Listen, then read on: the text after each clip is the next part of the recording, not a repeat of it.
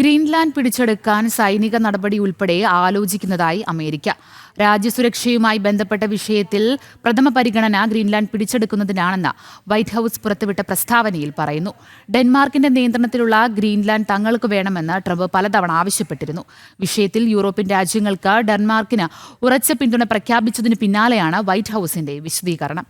വിവരങ്ങൾ നൽകാനായി ഐസൺ ജോസ് തുടരുന്നുണ്ട്. ഐസൺ, വിശദാംശങ്ങൾ. അഞ്ജന, ഇന്നലെ യൂറോപ്യൻ നേതാക്കളെല്ലാം തന്നെ ഡെൻമാർക്കിനൊപ്പം നിലകൊള്ളുന്ന ഒരു നിലപാട്, അല്ലെങ്കിൽ ഡെൻമാർക്കിനൊപ്പമാണ് എന്ന നിലപാട് വളരെ കൃത്യമായി സ്വീകരിക്കുകയും ചെയ്തിരുന്നു. അത് ഔദ്യോഗികമായ ഒരു സ്റ്റേറ്റ്മെന്റ് ആയി തന്നെ, അല്ലെങ്കിൽ ഒരു പ്രസ്താവനയായി തന്നെ പുറത്തിറക്കുകയും ചെയ്തു.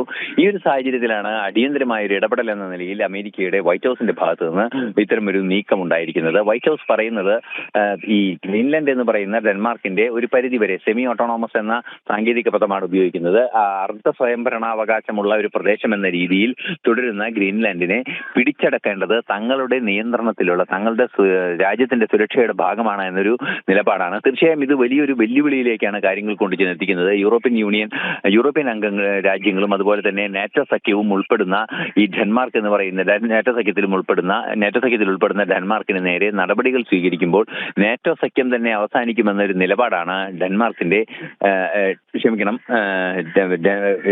ഈ പ്രധാനമന്ത്രി അറിയിച്ചിരിക്കുന്നത്. ഡെൻമാർക്ക് പ്രധാനമന്ത്രി അറിയിച്ചിരിക്കുന്നത്. ഡെൻമാർക്കിന്റെ ഈ നിലപാട് വലിയ രീതിയിൽ ചർച്ച ചെയ്യുന്ന ഒരു സാഹചര്യം കൂടി ഉണ്ട് എന്നതാണ് യാഥാർത്ഥ്യം. ഗ്രീൻലാൻഡ് സംബന്ധിച്ച് ട്രംപിന്റെ ഇത്തരത്തിലുള്ള അവകാശവാദങ്ങൾ ഒട്ടും തന്നെ സ്വീകാര്യമല്ല എന്നും കൃത്യമായി പറയുന്നുണ്ട്. ഗ്രീൻലാൻഡിൽ ഒരു റഫറൻഡം നടത്തണം, ഗ്രീൻലാൻഡ് ആരോടൊപ്പം നിൽക്കുന്നു എന്ന് നോക്കണം എന്ന രീതിയിലൊക്കെയുള്ള പരാമർശങ്ങൾ കുറച്ചു കാലമായി ട്രംപിന്റെ ഭാഗത്തു നിന്നുണ്ടാകുന്നുണ്ട്. നേരത്തെ നമുക്കറിയാവുന്നതാണ്, പലയിടങ്ങളിലും ട്രംപ് നടത്തിയ സൈനിക നീക്കങ്ങൾക്ക് സമാനമായ ഒരു സൈനിക നീക്കത്തിലേക്ക് തന്നെ ഗ്രീൻലാൻഡിന്റെ കാര്യത്തിൽ പോകുമെന്ന ഒരു നിലപാടാണ് വൈറ്റ് ഹൌസ് അറിയിച്ചിരിക്കുന്നത്. പക്ഷേ ഇപ്പോൾ വെനിസ്വേലയിലെയും അതുപോലെ തന്നെ നേരത്തെ പലപ്പോഴും ഉണ്ടായ ഇറാനിലെയും ഒക്കെ ഉള്ള നീക്കങ്ങൾ അത്ര കണ്ട് പ്രയോജനകരമായ ഒരു രീതി അമേരിക്കയ്ക്ക് ഉണ്ടാക്കാൻ സാധിച്ചിട്ടില്ല എന്നൊരു യാഥാർത്ഥ്യം കൂടി നിലനിൽക്കുമ്പോൾ ഇതൊക്കെ എത്ര കണ്ട് പ്രായോഗികമാകുമെന്ന് കാത്തിരിക്കേണ്ടതുണ്ട്. ആ സാഹചര്യത്തിലാണ് ഡെൻമാർക്കിന്റെ പ്രധാനമന്ത്രി മെറ്റെ ഫ്രെഡറിക്സന്റെ കൃത്യമായൊരു നിലപാട് ചർച്ച ചെയ്യപ്പെടുകയും ചെയ്യേണ്ടത്.